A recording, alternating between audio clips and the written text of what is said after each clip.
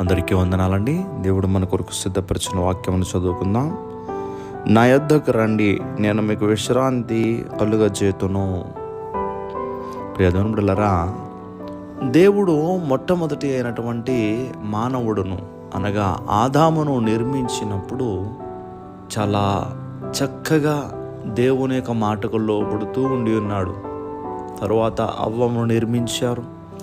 ఇద్దరు కలిసి ఏదైనా తోటలో వారు ఉంటుండగా సర్పము వారి దగ్గరికి వచ్చి వారిని మోసపుచ్చి దేవుడు చేయవద్దన్న లేదా తినవద్దన్న పండును తినేటట్టుగా వారిని ప్రోత్సహించి వారితో ఆ పండును తినిపించింది.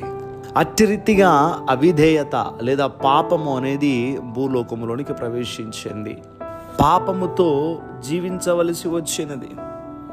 అయితే పాపము మనిషి హృదయములో నెమ్మదిని ఉండనియ్యదు. ఏదో తెలియని భారం, ఏదో తెలియనటువంటి బరువును మోస్తున్నట్టుగా ఈ పాపం అనేది మనకు సమాధానము లేకుండా మనల్ని గలిబిలి చేస్తూ ఉంటుంది.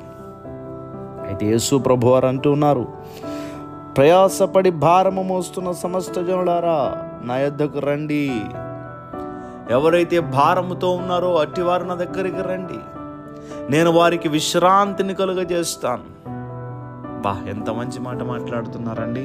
ఏ భారం అయితే నీలో ఉందో ప్రతి భారాన్ని ఆయన తీసివేయగలిగిన దేవుడు, నీ మనస్సుకు నెమ్మదిని కలుగజేయగలిగిన దేవుడు. సమస్త జనులారా నా దగ్గరికి రండి, మీకు విశ్రాంతి కలుగజేస్తాను.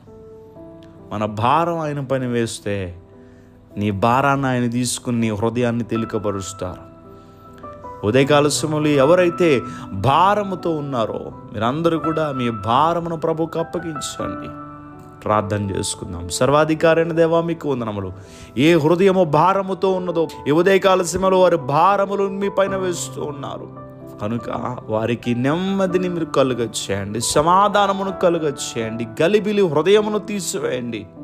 సంతోషంగా ఉండేటట్టుగా మీ సహాయము వారికి దయచేయండి. వారి పరిస్థితులన్నిటినీ కూడా మీరు మార్చండి. ఈరోజంతా కూడా నీ బిడ్డల పనులకు తోడుగా ఉండి వారు చేయపట్టుకుని మీరు నడిపించమని యేసుక్రీస్తు వారి యొక్క నామం పేరట అడిగి వేడుకుంటూ ఉన్నాం మా పరమ తండ్రి. Amen, amen, amen.